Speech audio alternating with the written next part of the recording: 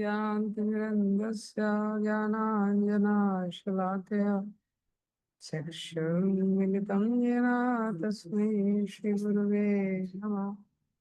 श्रीचैतन्यमनोभीष्टं स्थापितं येन भूतले स्वयं रूपा कदा मह्यं ददाति स्वपदान्ते।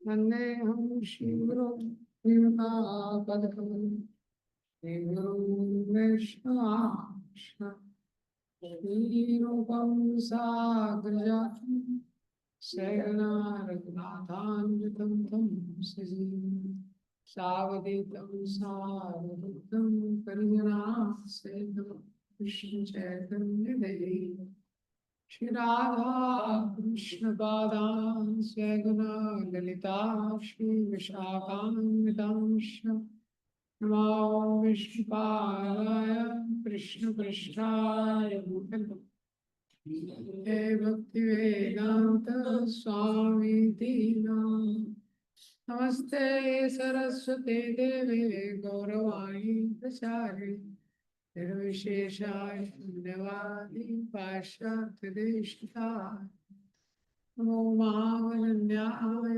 कृष्ण प्रेम प्रदायते कृष्णाय कृष्ण चैतन्य नामिने गौरत्वसे नमः। हे कृष्ण करुणा सिंधु दीनबंधु जगत्पते गोपेश गोपिका कांत श्री राधा कांत तप्त कांचन गौरांगी श्री राधे वृंदावनेश्वरी यशभानुसुते देवी प्रणमामि हरिप्रिये वाञ्छाकल्पतरुभ्यश्च कृपा सिन्धुभ्येव च पतितानां पावनेभ्यो वैष्णवेभ्यो नमो नमः। जय श्री कृष्ण चैतन्य नित्यानंद श्री अद्वैत गदाधर श्रीवासादि गौर हरे Krishna Krishna Krishna Hare Hare Hare Ram Hare Hare Krishna. Sorry for the delay. See the time. Srimad Bhagavad Gita 3.25 कलम देगा 3.26 ना बुद्धिभेदं जनयेत् अज्ञानं कर्म संज्ञानाम् जोषयेत् सर्वकर्माणि विद्वान् युक्तसमाचरन्।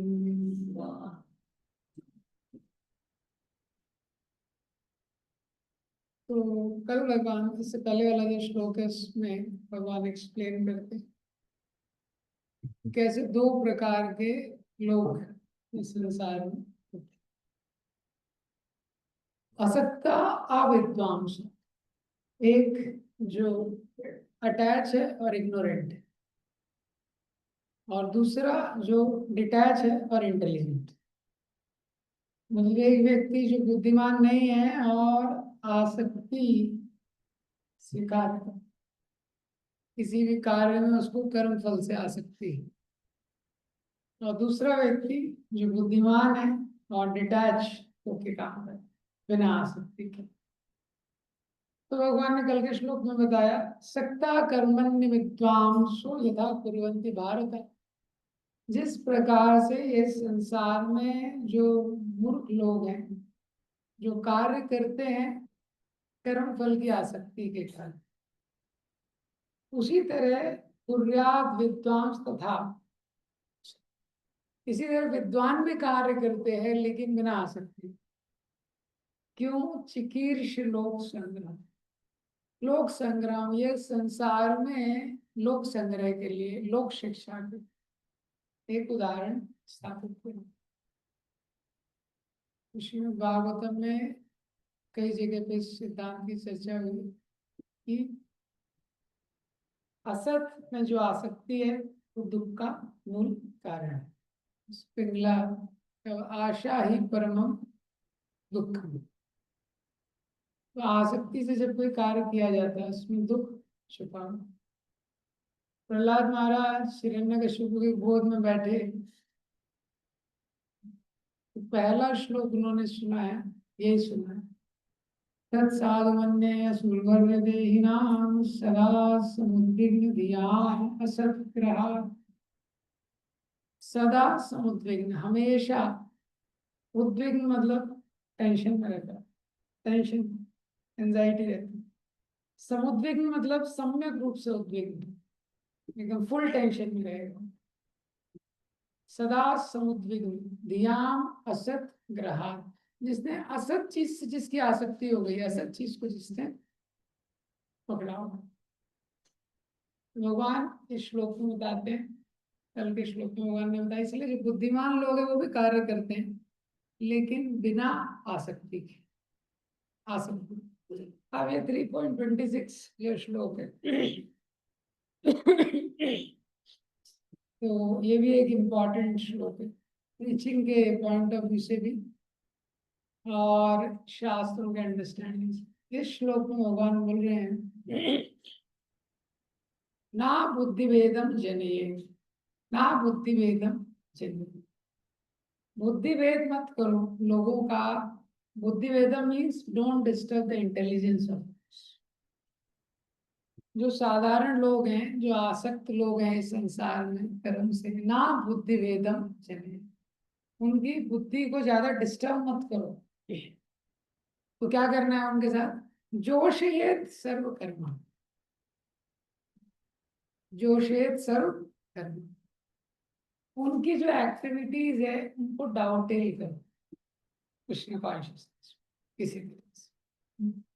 ना बुद्धिभेद जगन्येद अज्ञानम कर्म संगीना, जो अज्ञानी लोग हैं कर्म के फल में आ सकते हैं, उनका बुद्धि डिस्टर्ब मत करो। ये 2-3 एंगल है इस श्लोक के, इसको समझना हमारे लिए थोड़ा इम्पोर्टेंट है।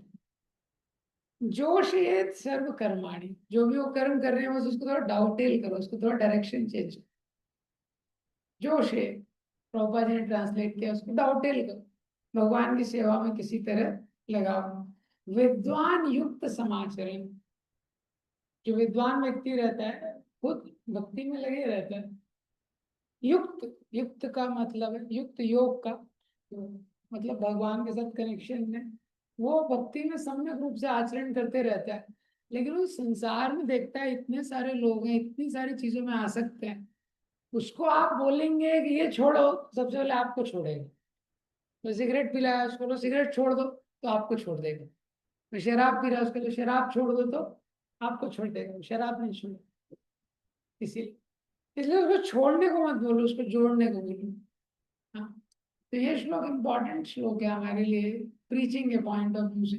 और प्रभुपाद जी इसमें एक्सपर्ट थे, डाउटेल करने में लोग, उन्होंने कैसे कैसे लोगों को भक्ति में लगा दिया किसी सिद्धांत। क्योंकि कई बार हम प्रचार करते हैं और प्रचार में एकदम टॉप मोस्ट चीज बोल देते हैं, वो नया आदमी बैठा हुआ उसको जा रहा है बाउंसर। तो प्रचार का सिद्धांत हमको समझना चाहिए। श्लोक में प्रचार के बहुत इम्पोर्टेंट महत्वपूर्ण सिद्धांत दिए हुए हैं कि प्रचार में जो बहुत इम्पोर्टेंट प्रिंसिपल, सबसे पहला प्रिंसिपल क्या है, preaching is not downloading philosophy, preaching is not packing people with philosophy. प्रचार मतलब ये नहीं है कि जितना सब अंदर भरा हुआ है श्लोक और सिद्धांत ये व्यक्ति मिल गया बस उसको डाउनलोड कर दो, ये सिद्धांत नहीं। पूरा भक्ति का ये प्रिंसिपल है विद्वान युक्त समाचरण। जो विद्वान लोग होते हैं वो इस तरह से कार्य करते हैं, वो खुद भक्ति में लगे रहते हैं, वो खुद 18.66 के लिए ट्राई करते हैं, सर्वधर्मान परित्यज्य। हमारा अपना संकल्प होना चाहिए किस प्रकार से भगवान को सब कुछ समर्पित कर दिया जाए।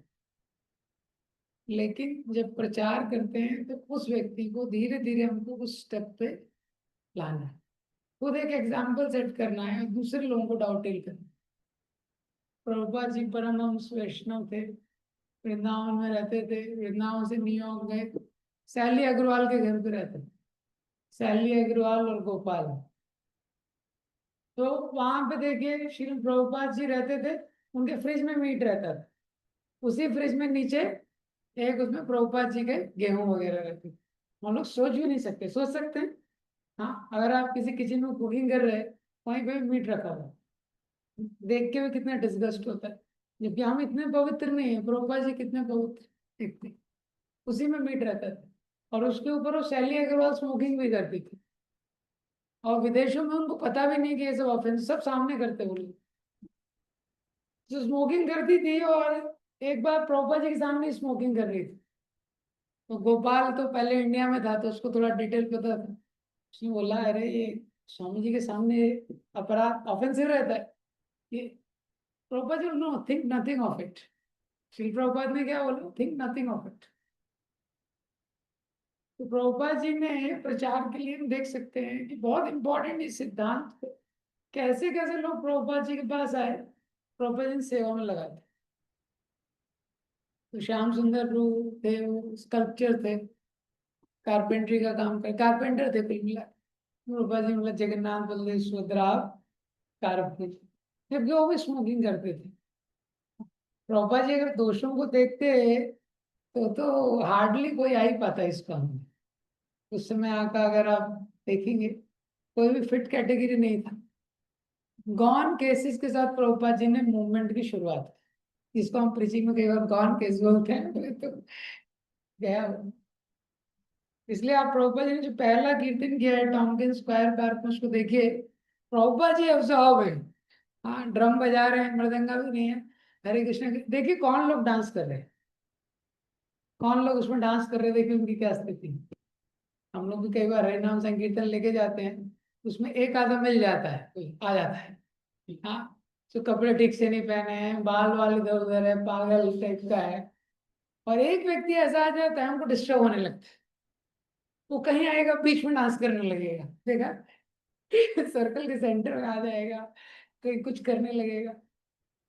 और आप वो टॉमकिन स्क्वायर पार्क का पहला वीडियो देखेंगे तो सारे ही लोग वैसे, एक भी ढंग का नहीं था, एक भी मतलब ठीक ठाक डिसेंट आदमी नहीं था, सारे वैसे लोग हैं। कोई कैसे डांस कर रहा है। तो प्रभुपाद जी ने उन लोगों को एंगेज करके, जिसका जो भी टैलेंट था, हैगरी प्रो से पहली बार मिले हुए इंग्लिश के प्रोफेसर थे, हाँ, तुरंत उनको लगा दिया, हाँ, एडिटिंग करने के लिए, ग्रामर के लिए।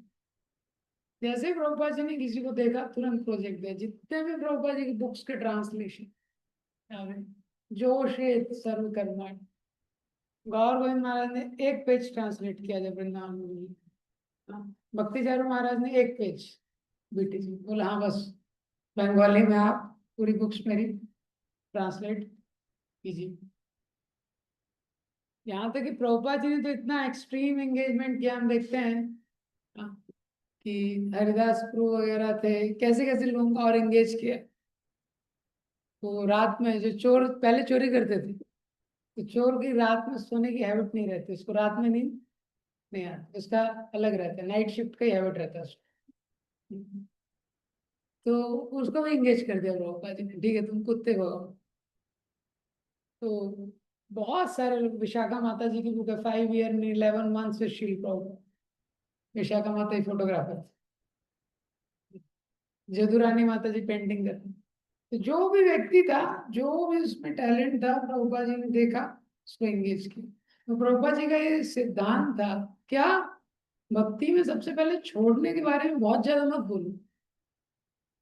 कोई भी व्यक्ति, जैसे हर जीव का फिंगरप्रिंट यूनिक है, ऐसे कोई भी खाली नहीं आया है, कुछ ना कुछ लेके आया है। भगवान ने हर किसी को कुछ ना कुछ दे के भेजा है, तो उसके अनुसार उसको एंगेज कर, जोशियत सर्व कर। तो प्रभुपाद जी ने बोला, we don't need to tell the world all your talents are useless.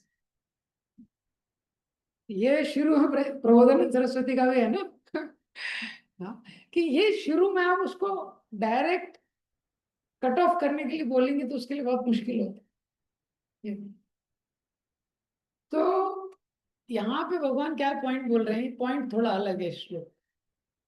मतलब अभी तक जो चर्चा चल रही थी भगवत गीता में, भगवान अर्जुन को बोल रहे हैं तुम उदाहरण सेट कर, तीसरा अध्याय है, तो तीसरे अध्याय में सबसे पहले भगवान ने निष्काम कर्म योग के स्तर से प्रवचन किया। तो अर्जुन को बोला कर्म और ज्ञान दोनों ही प्रामाणिक मार्ग है, लेकिन तुम्हारे लिए कर्म अच्छा है, क्योंकि जिसका हृदय शुद्ध नहीं है उसको निष्काम रूप से कर्म करना चाहिए। फिर अर्जुन ने बोला अगर वो निष्काम से कर्म नहीं कर सकता निष्काम रूप से, भगवान ने बोला ठीक है तुम कर्म कांड करो। फिर अगर अर्जुन बोले नहीं नहीं मेरा हृदय शुद्ध है और मैं संसार में भोग करने की कोई इच्छा नहीं, तो भगवान ने तीसरे सेक्शन में क्या बोला, एग्जाम्पल सेट करने के लिए तुम करो। तुम प्री मैच्योरली रिनाउंस कर दोगे, गलत एग्जाम्पल सेट हो गए। तो यहाँ पे भगवान दूसरे स्टैंडर्ड से बोल रहे हैं कि अगर तुम एग्जाम्पल, अभी तक भगवान बोल रहे थे तुम्हारा एग्जाम्पल क्या है लोग देखेंगे समझेंगे। अब अगर अर्जुन बोले कि नहीं नहीं मैं प्री मैच्योरली त्याग नहीं कर रहा, मैं फ्रस्ट्रेशन के कारण त्याग नहीं कर रहा, मैं गैर जिम्मेदारी या इररिस्पॉन्सिबिलिटी के कारण त्याग नहीं कर रहा, पूरी मैच्योरिटी के साथ हायर रिस्पॉन्सिबिलिटी लेने के लिए त्याग कर रहा हूँ। समझिए, हम बोलते हैं ना रिनंसिएशन मीन्स हायर रिस्पॉन्सिबिलिटी। तो अर्जुन बोले मैं प्री मैच्योरिटी त्याग नहीं कर रहा हूँ, एक हायर रिस्पॉन्सिबिलिटी को लेने के लिए, इसलिए मैं त्याग कर रहा हूँ। तो ये श्लोक भगवान बोल रहे हैं कि नहीं नहीं ना बुद्धि भेदम जन्य, इससे भी लोगों का माइंड डिस्टर्ब हो जाए। तुम तो हायर रिस्पॉन्सिबिलिटी के लिए कर रहे हो, लेकिन लोगों को समझ में नहीं आया। लेकिन क्या है, लोगों को समझ में नहीं। मतलब भगवान एक चीज यहाँ पे बता रहे हैं, right thing also has to be done in a right way. Right thing also has to be done in a right way. चीज सही है, लेकिन उसको भी तुमको सही तरीके से, जैसे बड़े बड़े राजाओं ने भी त्याग किया है, लेकिन एक समय के बाद। तो अभी तुम गृहस्थ जीवन में आ गए हो तो उसके बाद वानप्रस्थ आएगा तो त्याग कर। तो क्षत्रिय हो के अगर ऐसे त्याग कर दोगे तो भगवान बोल रहे हैं कि इससे भी लोगों का माइंड डिस्टर्ब हो सकता। अब ये श्लोक में विश्वनाथ चक्रवर्ती ठाकुर का कमेंट्री है, जिसको थोड़ा बहुत प्रभुपाद जी ने भी अपने तात्पर्य में किया है एंगेज। तब इसमें दो चीजें हैं इस श्लोक। पहला है प्रीचिंग एप्लीकेशन, जो समझना। तो प्रीचिंग एप्लीकेशन के पॉइंट ऑफ व्यू से ये श्लोक का एप्लीकेशन क्या है, जब भी हम किसी को प्रचार करते हैं तो प्रचार करने में हमारा उद्देश्य होता है नेक्स्ट स्टेप पे उसको लेके आना। नेक्स्ट स्टेप प्रचार करने का उद्देश्य क्या है, उसको नेक्स्ट स्टेप पे। जैसे कोई मैथ्स का टीचर है, वो ट्रिपल पीएचडी है, मैथ्स में ट्रिपल पीएचडी किया है। अब लेकिन प्राइमरी स्कूल में उसकी क्लास लगा दी, प्राइमरी के बच्चों को पढ़ा रहा है। तो प्राइमरी के बच्चों को कैसे पढ़ाएगा, वो पीएचडी के सब्जेक्ट में रिलिश कर रहा है, लेकिन प्राइमरी की क्लास है तो 1+1 2+2 यही पढ़ाना पड़ेगा। ये और कोई तरीका नहीं है। इसी तरह से जब ये प्रचार करते हैं तो हम किसी भी स्तर पे हैं, हमारा स्तर कोई भी स्तर है, लेकिन हमको देखना पड़ेगा लोगों का क्या स्तर है, उससे उसको हेल्प करना पड़ेगा। इसलिए आप देखिए जोशी सर्व कर्माणी में सबसे एक्सपर्ट टीचर हमारी परंपरा में हुए नारद मुनि। सबसे एक्सपर्ट टीचर वही हुए ना, नारद मुनि। तो नारद मुनि, क्योंकि प्रीचिंग का मतलब है लोगों के हृदय को कृष्ण से कनेक्ट करना, उसको प्रीचिंग बोलते हैं। लोगों के हृदय से कृष्ण से कनेक्ट, तो हमको देखना पड़ेगा। जैसे बोलते हैं कोई डेली एक पैकेट सिगरेट पी रहा है, तो अगर एक पैकेट सिगरेट से डेली एक सिगरेट पे आता है तो उसके लिए वो सर्वधर्मान ही है। हाँ, सर्वधर्मान परित्याग कर दिया उसने। हाँ, एक पैकेट सिगरेट पी रहा था, मतलब एक सिगरेट रोज। ये नारद मुनि मरगारी के पास गए, हाफ किल करता था, उसको बोला पूरा मारो। तो बोले क्या बोल रहे हैं ये। हाँ, नारद मुनि ने देखा ये कौन सा नेक्स्ट स्टेप ले सकता है। नेक्स्ट स्टेप हर व्यक्ति के लिए, इसलिए नारद मुनि का जो प्रीचिंग है व्यक्ति की स्थिति देख के नारद मुनि ने चीजें बताई। प्रीचिंग में पहला ये चीज है इंपॉर्टेंट देखने की, इसको नेक्स्ट स्टेप पे लेके आना है जी। और दूसरा उसको देखना है कि कैसे उसका इंक्रीमेंटल ग्रोथ, ये श्लोक उसके लिए भगवान ने बोला कि अगर आप किसी भी व्यक्ति को बहुत हाई चीज आपने इमीडिएटली बता दी, और उसका बुद्धि भेदम, माइंड बहुत ज्यादा डिस्टर्ब हो गया, तो आपकी प्रीचिंग अनसक्सेसफुल हो जाएगी। हाँ, ऑपरेशन सक्सेसफुल, पेशेंट डेड, ऐसा हो गया। तो आपको देखना है कि इंक्रीमेंटली, धीरे धीरे उसको असेस कीजिए कि कैसे वो नेक्स्ट स्टेप पे जा सकता है। इसीलिए प्रीचिंग में बहुत महत्वपूर्ण है, जिसको प्रचार कर रहे हैं उसके प्रति कंसर्न होना चाहिए। चैतन्य जन को बताते हैं, बोले एक बार मैंने, तो क्लोजिंग लेक्चर्स आप सुनिए, चैतन्य जन बहुत साइंटिफिक लेक्चर्स देते हैं इस तरह से, बहुत अच्छे लेक्चर्स देते हैं प्रभु जी।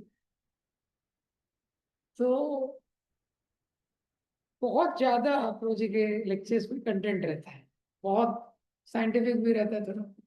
एक बार किसी ने प्रभु जी को फीडबैक दे दिया, प्रभु जी आपके लेक्चर सुनते हैं ना, सर से धुआं निकल जाता है। प्रभु जी बता रहे थे, किसी ने फीडबैक, इतना साइंटिफिक रहता है। प्रभु जी ने महाराज से पूछा कि how can I become more relevant for the audience, कैसे ऑडियंस के लिए और रेलेवेंट हो सकते। तो महाराज ने बोला you should have more concern for the audience, you should have more concern for.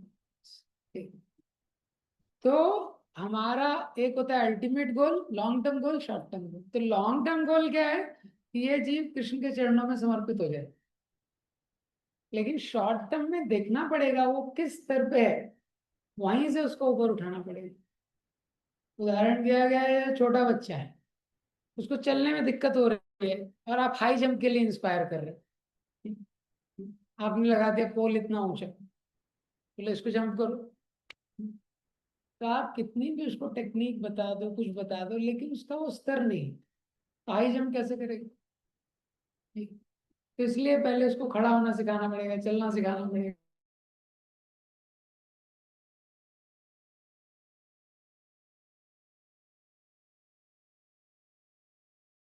मानिए, जो भी लोग हैं उनके उनके जो टैलेंट्स है उसको डाउटेल करो। अब ये श्लोक दोनों तरीके से काम करता है। जैसे हम यूथ्स को प्रीचिंग करते हैं, डिवाइस वगैरह ये सब देते हैं, ब्रिज प्रीचिंग बोलते हैं, वन टाइम प्रोग्राम देते हैं पहले, gateway to great way, control your mind, device, तो ब्रिज प्रीचिंग। तो इसमें दो चीजों का ध्यान रखना इंपॉर्टेंट है, दो एक्सट्रीम में नहीं जाना होता है प्रीचिंग। ब्रिज प्रीचिंग इतनी इतनी भी नहीं करनी है कि वो ब्रिज पार ही ना कर पाए। उसी साइड रह जाए ब्रिज के।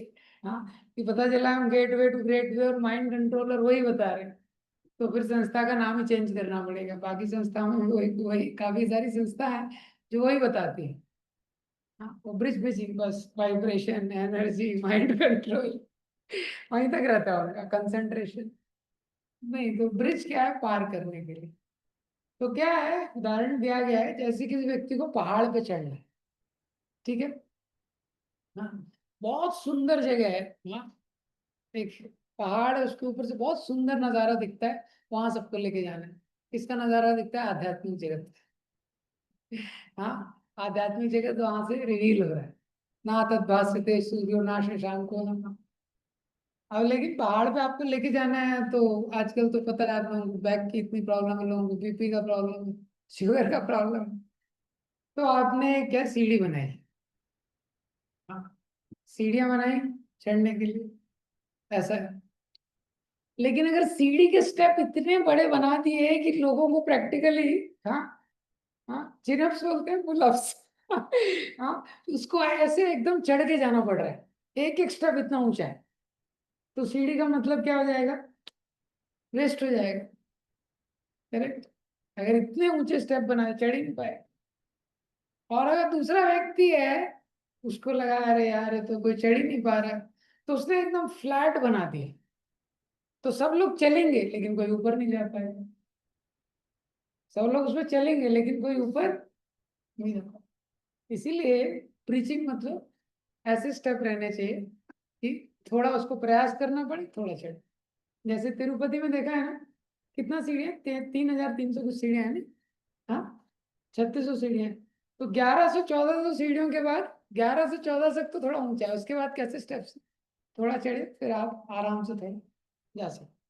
तो प्रचार में ऐसे हम लोग करते हैं, हाँ, तो दोनों एक्सट्रीम को अवॉइड करते हैं।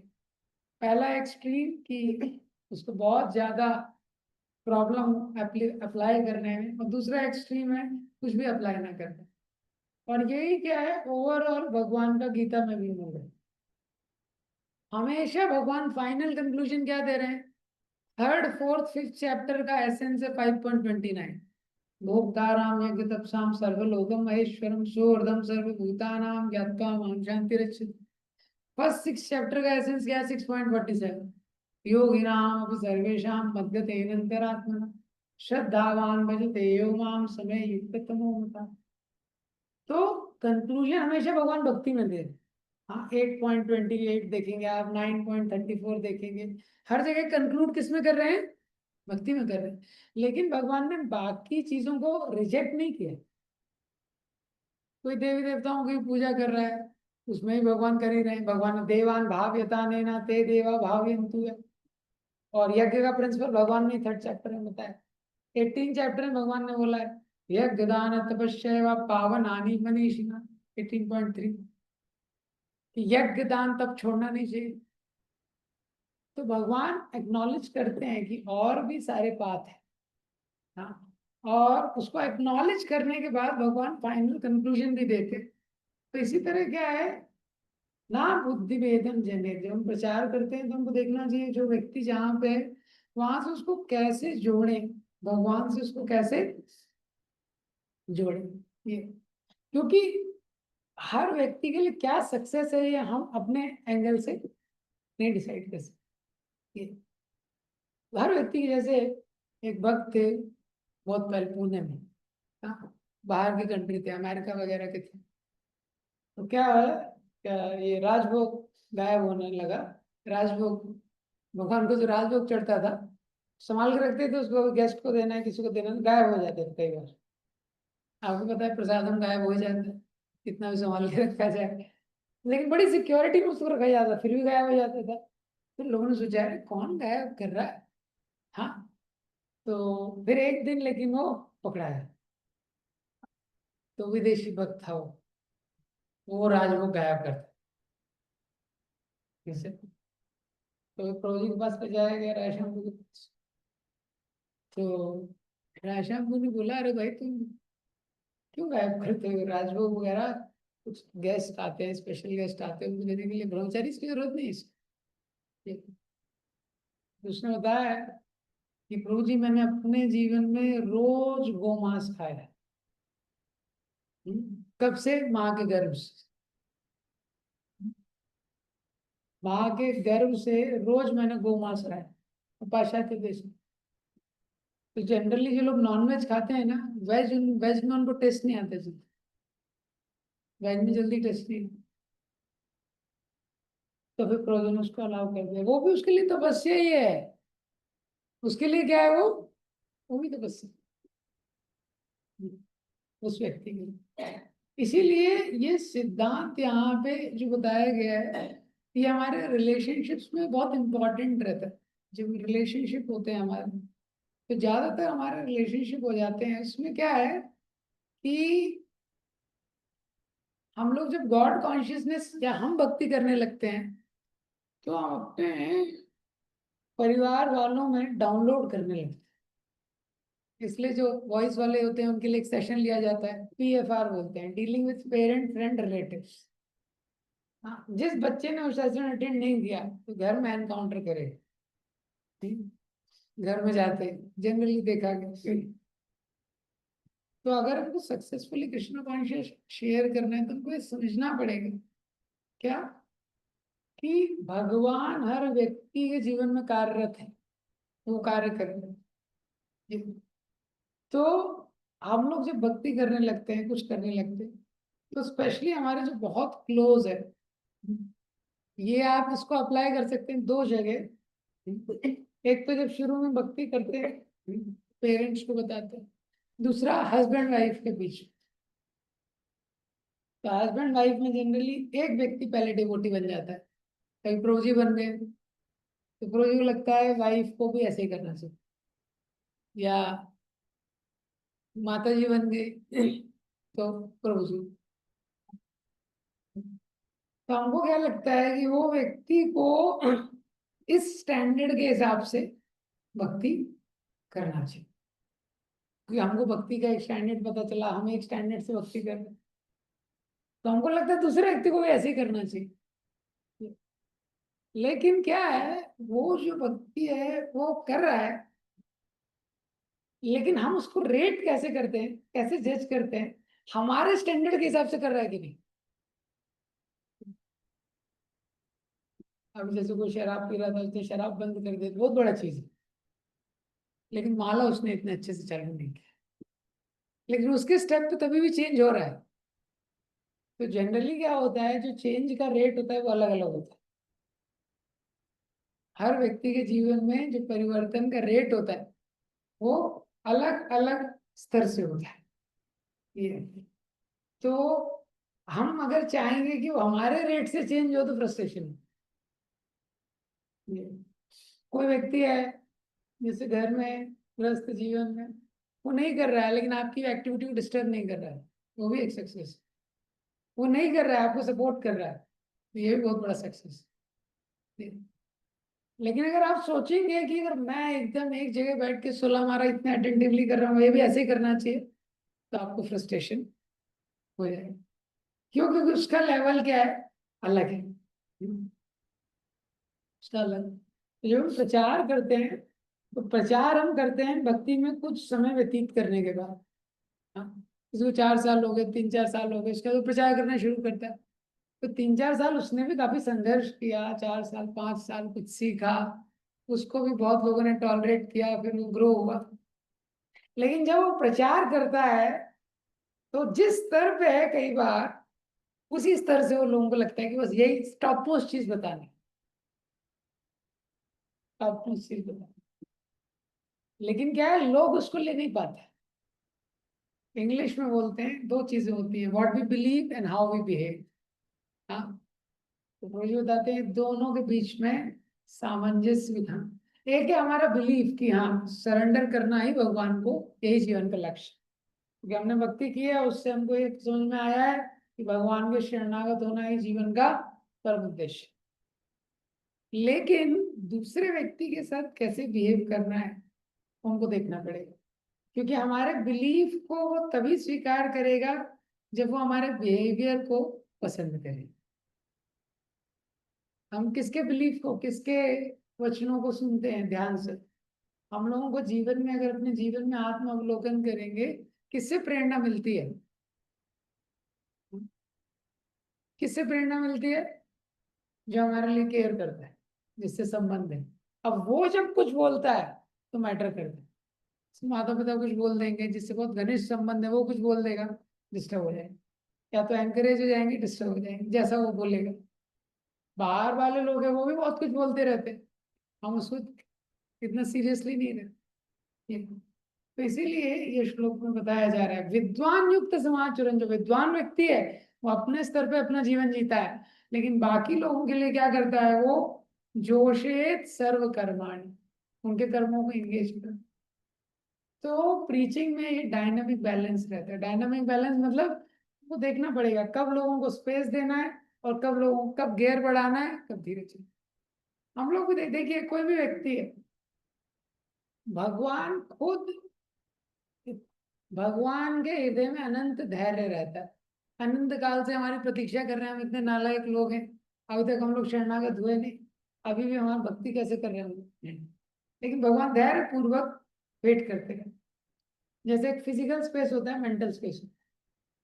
जैसे आपका कोई फिजिकल स्पेस है, उसमें कोई अगर इंटरवीन करे, डिस्टर्ब हो जाता है ना। अगर हमारा कोई, उसमें कोई ज्यादा क्लोज आ गए तो क्या हो जाता है, हम लोग अनकंफर्टेबल हो जाते हैं। हर व्यक्ति का, कोई व्यक्ति ऑफिस में है, कहीं पे, हर व्यक्ति को क्या है, फिजिकल स्पेस दिया जाता है। जैसे ट्रेन है, ट्रेन में आपने देखा है ना, लोगों की सीट रहती है, और कोई एक्स्ट्रा बैठ जाए, डिस्टर्ब हो जाते हैं। सीट खाली भी है तभी भी डिस्टर्ब हो जाते हैं। ये- तो फिजिकल स्पेस में अगर कोई इंटरवीन करता है, बीच में आता, हम डिस्टर्ब हो जाते हैं। इसी तरह हमारा एक साइकोलॉजिकल स्पेस होता है हर व्यक्ति का। तो साइकोलॉजिकल स्पेस के अकॉर्डिंग हमारा एक धारणा है, मैं क्या करना चाहता हूँ, क्या नहीं करना चाहता हूँ, क्या करने में मेरा रुचि है, क्या कर नहीं करने में मेरा रुचि है। तो उसमें अगर, ये शुरुआत की बात कर रहा हूं मैं, जो शुरुआत में प्रीचिंग कर, तो उसमें अगर कोई एकदम इंटरवीन कर दे, तुमको ऐसा ही करना चाहिए, तुमको ऐसा नहीं करना चाहिए, हाँ ये करो ये छोड़ो, तो डिस्टर्ब हो जाता है,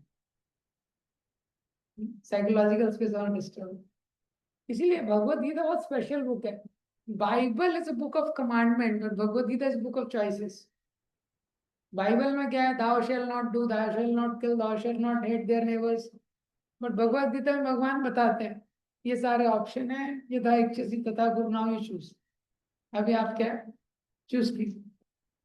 ये तो इसी तरह अगर किसी को शुरुआत में बहुत ज्यादा रिस्ट्रिक्शंस करेंगे, बहुत ज्यादा ब्रेक लगाएंगे, तो व्यक्ति लगेगा थोड़ा स्पेस दो।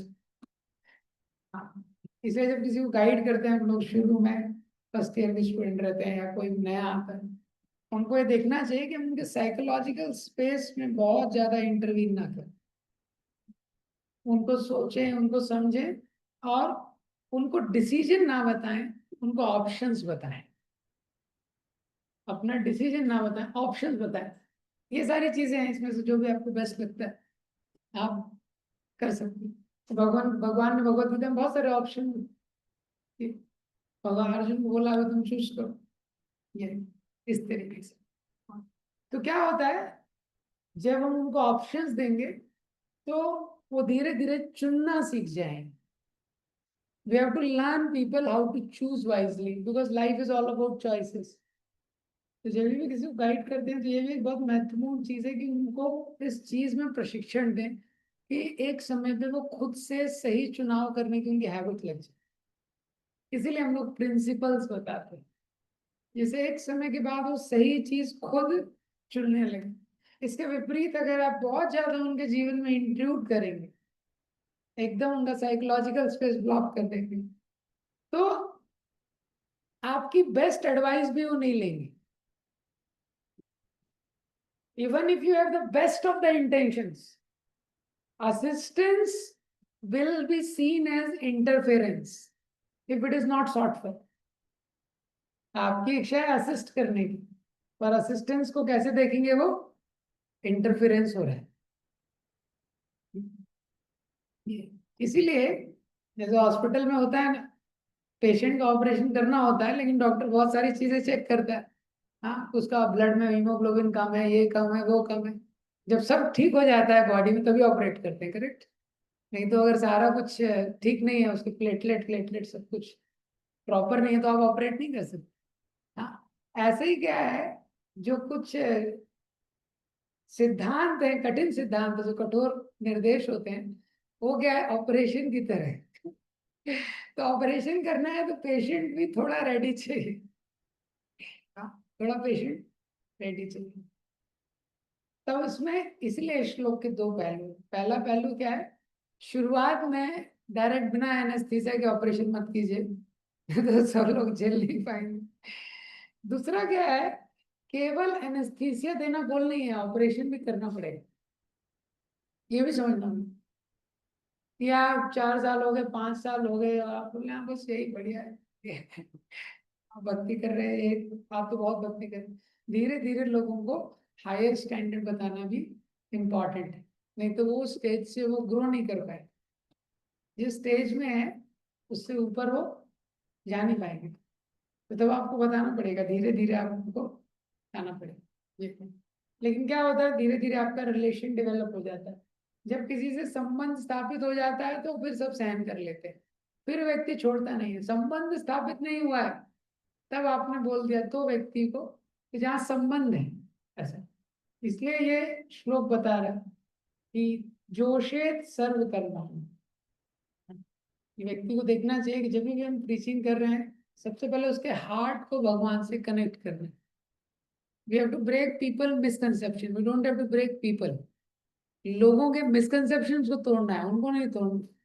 हाँ, पहली बार में। इसीलिए कोई भी देखते हैं, बहुत सारी चीजें, कोई देवी माँ का भक्त है, कोई देवताओं का भक्त है, कुछ है, तो वो भी एक सीढ़ी है। तो आप शुरू में उसके फेथ को डिस्टर्ब मत कीजिए, क्योंकि एक जगह टिका हो। पॉजिटिव जगह उसको धीरे धीरे इंडल्ज कीजिए, बाद में अपने आप उसको समझ जाएगा। हाँ, अपने आप देखिए, जब भक्त बन जाते हैं अपने आप ऑल्टर चेंज हो जाता है लोगों के घर में। हो जाता है कि नहीं हो जाता है? हाँ, पहले दिन से आप देवी माँ को हटाने लगे, शिव जी को हटाने लगे, तो उसका फ्यूज उड़ जाएगा। धीरे धीरे सब चेंज हो जाता है। ये उस तरीके से ये श्लोक में सिद्धांत बताया। हरे कृष्ण। कोई कमेंट, क्वेश्चन? तो मुझे क्वेश्चन पूछना था। हरे कृष्ण जी। या प्रवेश हो? यस।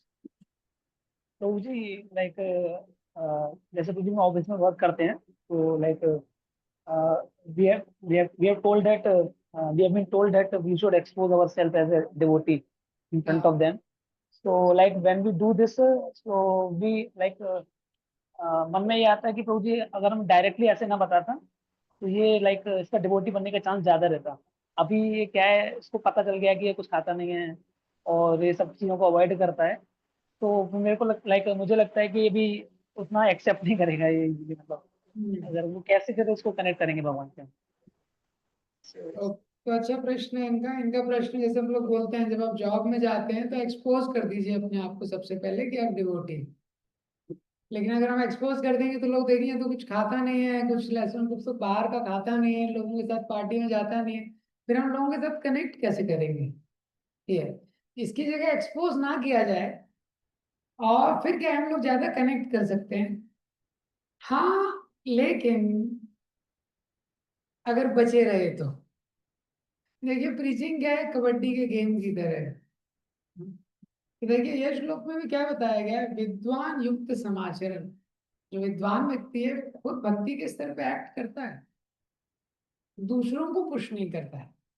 जब भी आप जॉब में, स्पेशली जब हम स्टूडेंट लाइफ से जॉब की लाइफ में जाते हैं, तो क्या होता है, आ, उस लाइफ में हमारे लिए एक चैलेंज होता है, वो ट्रांजिशन के कारण एक चैलेंज आता है। तो सबसे पहला इंपॉर्टेंट चीज है कि हम अपने आप को उस पर स्टेबल रख सकें। उसके लिए पहला प्रोटोकॉल है कि आप बता दीजिए कि आप डिवोटी। ये पहला प्रोटोकॉल। उसके बाद जोशियत सर्व कर्मा है। जब आप ऑफिस वालों से डील कर रहे हैं तो हम उनको नहीं बोलते, हम उनको नहीं बोलते अरे निकृष्ट व्यक्ति, कनिष्ठ अधिकारी में नहीं है, हाँ अधम है, चाय पी रहा है, बाहर खा रहा है, पार्टी में जा रहा है, माया में लगे हुए हैं, ऐसा नहीं बोलते। ना बोलते हैं, ना अपने एक्सप्रेशन के द्वारा उसको इंडिकेट करते। Because devotee we understand we are not better than anyone, we are just more fortunate. वैसे भी भक्त बनने के बाद हमको पता होना चाहिए हम किसी से बेहतर नहीं है, बस हम ज्यादा सौभाग्यशाली हैं कि प्रभुपाद जी की कृपा होगी तो हम लोग भक्ति में आ गए। ऐसा तो उनका ये चीज हमको ध्यान रखना है। तो जोशियत सर्व परमाणु वहां लगे, उनको प्रसाद दीजिए। कोई भी व्यक्ति है उसको प्रसाद दीजिए और धीरे धीरे कनेक्ट कीजिए। लेकिन अपने आप को एक्सपोज करना इंपॉर्टेंट है। क्यों? क्योंकि जब भी हम लोग इसका सिद्धांत भी समझिए, जब भी आप जॉब में जाते हैं तो एक ऐसा होता है, हमेशा डिवोटी हमेशा बहुमत में कभी नहीं रहेंगे डिवोटी। तो नॉन डिवोटी होंगे आपकी कंपनी में 50, और आप पहुंच गए एक डिवोटी। अब आपने अपने आप को एक्सपोज नहीं किया, तो 50 वर्सेस 1। तो कबड्डी के मैच में क्या होगा फिर आपको उठा के वो झूला झुलाएंगे। ऐसा है। इसीलिए हमको एक्सपोज करना पड़ेगा। अगर आप एक्सपोज नहीं करेंगे तो किस किस को मना करेंगे, आपका पूरा एनर्जी मना करने में चला जाएगा। कोई पार्टी में लेके जा रहा है, कोई कोल्ड ड्रिंक पिला रहा है, कोई मूवी दिखा रहा है, ऐसा। ठीक है। यस, थैंक हरे कृष्णा प्रभु जी। हरे कृष्ण भैया। प्रभु जी मेरा एक क्वेश्चन था कि जैसे हम योगी है ना, तो क्लास में भी एग्जाम के टाइम में सब पास पास ही बैठते हैं, तो क्या एक दूसरे से हेल्प लेके मतलब क्वेश्चन आंसर लिख सकते हैं? क्या क्लास में आसपास बैठते हैं? हाँ मतलब एग्जाम में। एग्जाम्स एग्जाम्स में बोल रहा हूँ। हाँ, तो जैसे कभी क्वेश्चन क्या? कभी डिवोटी कभी कभी पास में बैठ जाते हैं, तो हाँ बोल रहे हैं कि अगर मान लीजिए किसी डिवोटी को कुछ आया नहीं क्वेश्चन में, एग्जाम में कुछ क्वेश्चन, तो क्या एक हाँ। दूसरे का हेल्प करना ठीक है ऐसे मतलब ये पूछ रहे हैं। हेल्प का अच्छा शब्द और आपने use किया, देखिए क्या है। और ये भी कि जो डिवोटी है अगर हेल्प नहीं करेंगे तो वो कहेगा देखो मुझे हेल्प नहीं की कैसे डिवोटी हो तुम। तो एग्जाम में devote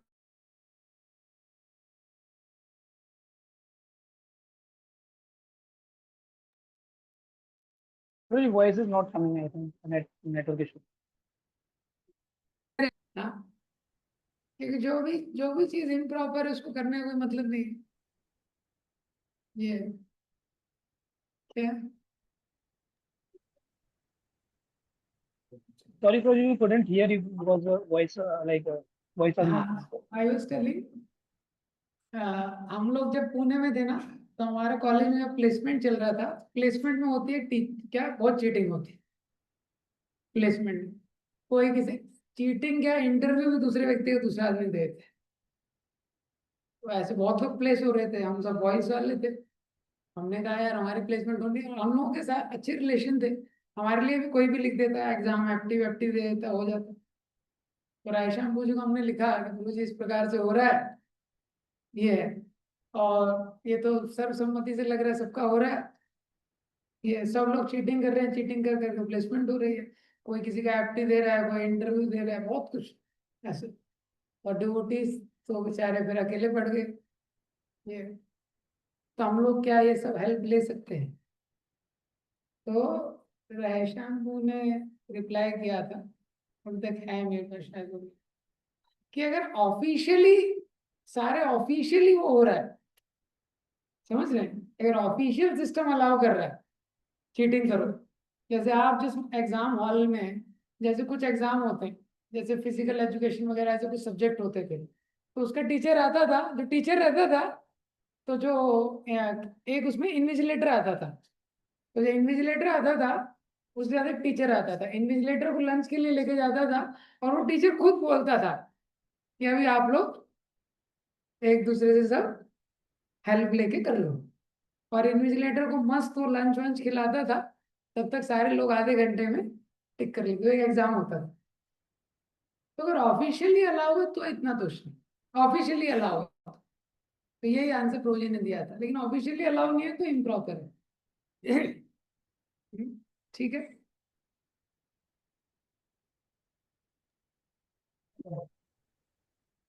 okay, so we land Srila Prabhupada की।